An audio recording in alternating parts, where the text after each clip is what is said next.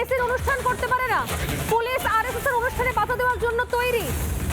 কিছু বলার নেই আমার। এনওসির আবেদন জানিয়ে হাইকোর্টে মামলা করতে হচ্ছে আরএসএস কে। জরুরি ভিত্তিতে আজ সন্ধ্যায় মামলা শুনানি হচ্ছে। বারবার এনওসি নিয়ে কথা বললেও সহযোগিতা করছে না পুলিশ। অভিযোগ মামলাকারী আরএসএস এর দক্ষিণবঙ্গ সম্পাদকের। আরএসএস এর অনুষ্ঠান হলে পুলিশ পারমিশন দিতে পারছে না। আর মেসির অনুষ্ঠানে মেসিকে নিয়ে এসে আরো লোকের থেকে টাকা তুলে পুলিশ চলে গেছিল সেলফি তোলার জন্য। রাকেশ, পুলিশের তো আপত্তি আছে আরএসএস এর অনুষ্ঠানে, কিন্তু পুলিশ যখন ওই একটু আগে অম্বিকানন্দ মহারাজ বলছিলেন 7 সিস্টার্স 7 পয়েন্ট যখন অবরোধ হয়েছিল, সেখানে পুলিশকে আমরা দেখেছি কি অবস্থায় তারা দাঁড়িয়েছিলেন। যারা জঙ্গি, যারা জেহাদি, তাদেরকে প্রোটেকশন দিচ্ছিল। অতএব পশ্চিমবঙ্গের পুলিশের বর্তমানে যে অবস্থা, সেখানে এর থেকে ভালো কিছু আশা করা যায় না। এবং এরা এতটাই নির্লজ্জ এবং এতটাই এদের সংবিধানের প্রতিও এদের বিন্দুমাত্র দায়বদ্ধতা নেই যে আগামীকাল রবিবার সকাল 9টায় যে অনুষ্ঠানটা হতে চলেছে সেটাই এনওসি দেওয়া হবে না, সেটাও যে একটু সময় থাকতে জানানো উচিত, সেই সাধারণ বোধটুকুও পশ্চিমবঙ্গ পুলিশের নেই।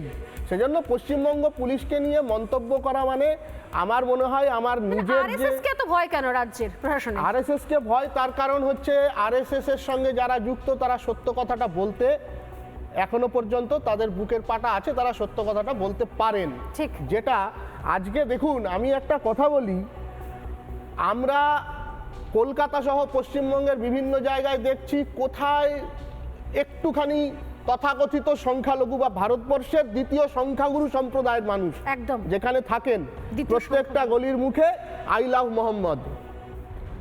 আপনাদের মানবিকতার প্রতি, ইসলাম মানে শান্তি, শান্তির প্রতি আপনাদের যদি এতটাই ভালোবাসা, ওই দীপুচন্দ্র দাসের হত্যা নিয়ে আপনাদের একজন ব্যক্তিত্বের মুখেও তো আমরা কিছু শুনতে পেলাম না।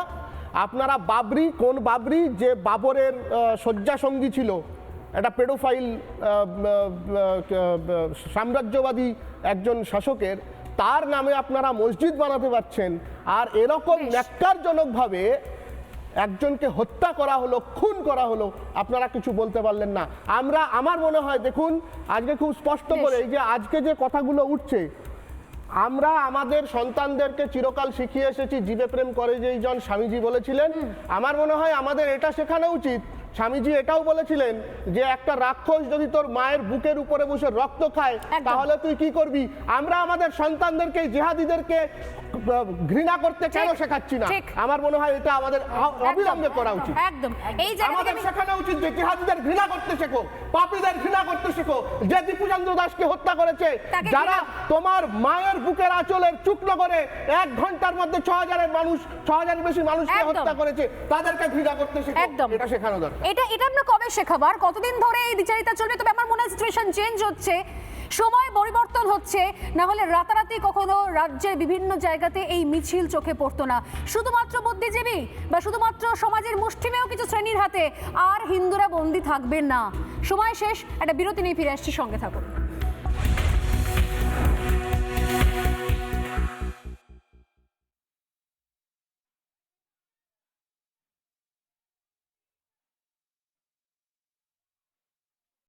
নানা ধরনের কন্টেন্ট দেখার জন্য লাইক করুন, শেয়ার করুন আমাদের ফেসবুক পেজ, সাবস্ক্রাইব করুন আমাদের ইউটিউব চ্যানেল। পাশাপাশি অন্যান্য ব্রেকিং নিউজের জন্য অবশ্যই চোখ রাখুন রিপাবলিক বাংলায়।